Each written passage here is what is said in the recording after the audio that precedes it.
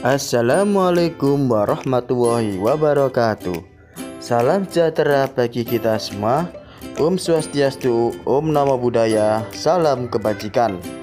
Jumpa lagi dengan Guru Gabut. Kali ini saya akan membahas mengenai rokade yang benar dan baik. Karena ada yang bertanya, bagaimana sih cara rokade yang benar itu? Baiklah, saya akan membahas mengenai rokade.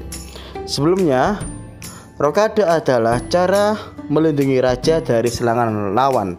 Jadi misalnya kalau raja kita dalam keadaan terjepit atau dalam keadaan tertekan, kita dapat mencari cara aman guna melindungi raja dengan melakukan rokade.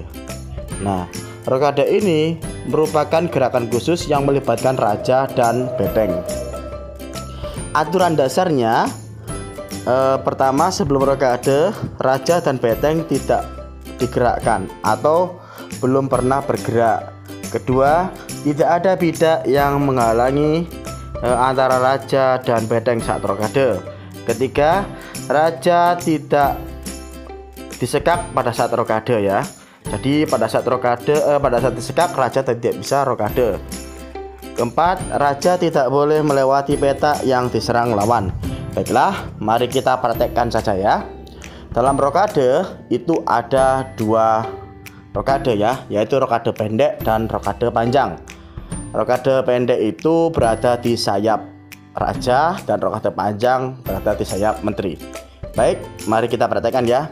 Untuk melakukan rokade, yang digerakkan atau disentuh itu adalah raja. Di rajanya kita sentuh dulu, terus kita pindahkan dua petak ke arah mana. Misalnya kita melakukan rokade pendek atau rokade sayap raja, jadi kita pindahkan, kalau rokade pendek kita pindahkan dua petak ke kanan, raja kita sentuh. Nah, seperti ini. Terus benteng akan mengikuti ke sampingnya. Ini disebut rokade pendek. Bagaimana dengan rokade panjang? Mari kita coba. Rajanya kita sentuh dulu, terus kita pindahkan dua petak ke sayap menteri ya, yaitu ke petak C1 seperti ini. Nah, benteng akan otomatis berpindah ke samping kanannya. Seperti itu ya. Itu cara rokade. Jadi jangan sekali-sekali Anda melakukan rokade dengan menyentuh bentengnya terlebih dahulu. Misalnya benteng kita sentuh. Kalau bentengnya kita sentuh seperti ini, misalnya benteng H1 kita sentuh, kita ingin rokade pendek, maka yang dihitung adalah gerak benteng, bukan rokadenya. Gitu ya. Ini contoh dasar dari rokade. Baik, kita memasuki contoh lebih lanjut mengenai rokade ya. Misal posisinya seperti ini ya. Ini adalah simulasi saja ya. Misal hitam bergerak lebih dulu dan hitam menggerakkan gajah E7 ke petak H4 sekak. Nah, pada saat kesekak, Raja Putih tidak bisa melakukan rokade. Nah, ini aturannya ya. Jadi Raja Putih tidak bisa melakukan rokade. Misalnya Raja Putih menggerakkan dirinya ke E2 untuk mengiris sekak ya. Dan gajah hitam ini kembali lagi ke petak E7. Raja Putih kemudian kembali lagi ke petak E1 dan Raja Hitam menggerakkan rajanya ke petak F7. Nah, di langkah ini, misalnya Putih ingin rokade, itu tidak bisa ya. Putih tidak bisa rokade. Kenapa? Karena rajanya sudah pernah bergerak. Walaupun rajanya sudah kembali lagi ke petak semula, Putih tidak bisa rokade. Ingat itu ya. Baiklah, kita ambil contoh lagi. Misalnya pada saat disekak ini ya, Putih membalas dengan benteng H1 pukul gajah H4. Terus hitam menggerakkan rajanya ke petak E7. Ini simulasi saja ya. Terus putih mengembalikan bentengnya ke petak semula, yaitu H1. Raja hitam bergerak ke D1. D8 maksud saya.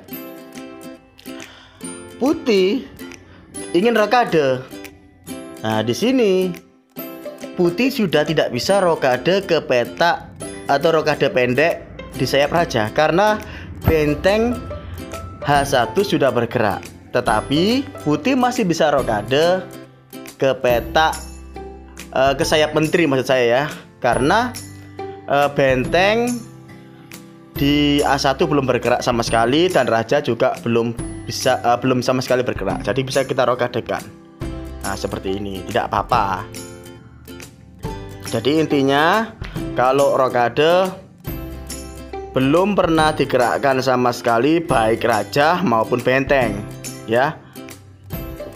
Contoh lain ya, pada saat kena sekak seperti ini ya, supaya rajanya tidak gerak, bentengnya tidak gerak, mungkin putih akan menutupinya dengan gajah A7 ke F2 seperti ini ya, guna melindungi.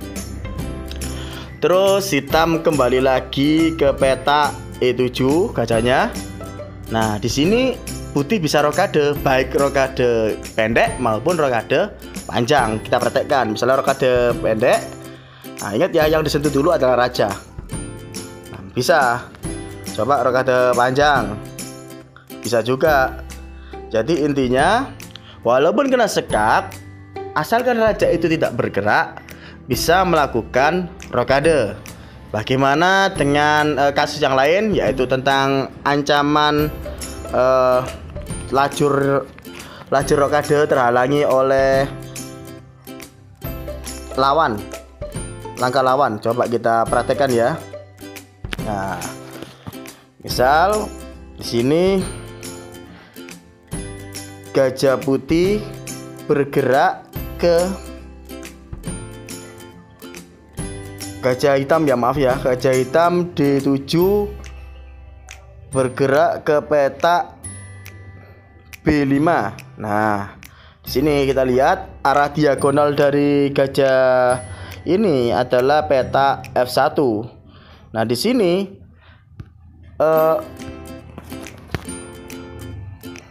petak rokade pendek F1 ini diserang oleh lawan atau diduduki lawan. Ibaratnya gajah ini ya memberikan apa ini, ranjau atau bom di petak F1, sehingga kalau kita rokade itu ibaratnya kita menginjak bom, jadi tidak bisa. Bisanya putih ini bisa rokade ke petak rokade panjang atau rokade sayap menteri, ini bisa. Nah, seperti ini, karena petaknya itu tidak diserang lawan. Kalau rokade pendek tidak bisa, loh, tidak bisa, karena peta F1 diserang lawan. Coba kita simulasi yang lain. Misalnya gajah hitam D7 bergerak ke C6, nah, menyerang benteng. Apakah bisa rokade pendek? Jawabannya bisa, karena yang diserang benteng bukan petak yang dilewati oleh raja atau benteng ya, bukan petak yang dilewati raja atau benteng. Jadi bisa, ini bisa rokade pendek. Nah, seperti ini, gitu ya. Lalu bagaimana dengan kasus rokade yang lain? Contohnya kita hitam menggerakkan gajahnya, gajah E7 ke F6 ya, menyerang benteng A1. Apakah bisa rokade? Bisa, karena yang diserang benteng, petak benteng. Ini kita bisa rokade panjang ya. Bisa seperti ini. Lalu jika gajahnya bergerak ke petak G5. Nah, di sini kita tidak bisa melakukan rokade. Kenapa? Karena gajah ini diagonalnya itu menyerang langkah petak yang akan dilewati oleh raja di petak C1. Jadi ini kita tidak bisa rokade panjang, tapi bisanya rokade pendek seperti ini. Ya, jadi ini petak C1-nya ini mengandung jebakan atau mengandung bom yang dipasang oleh gajah. Jadi kita tidak bisa melewati ini. Lalu bagaimana jika gajah D7 bergerak ke F5. Nah, kita memasang jebakan, memasang lajur peta beracunnya itu di B1 ya, memasang jebakan langkah peta di B1. Apakah bisa rokade?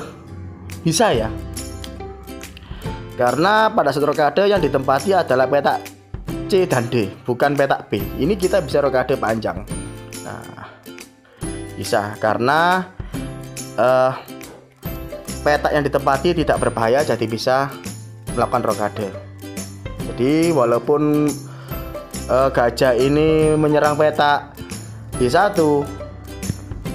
putih tetap bisa rokade karena pada saat rokade tidak mengenai peta yang dikasih ranjau itu. Ya, begitulah penjelasan mengenai rokade. Mungkin kurang jelas, silakan bertanya, nanti akan saya jawab di komentar ya. Bila ada salah kata saya mohon maaf. Jangan lupa subscribe, like, dan komen agar saya terus semangat membangun channel ini. Terima kasih. Salam Kenuna Sumus. Wassalamualaikum warahmatullahi wabarakatuh.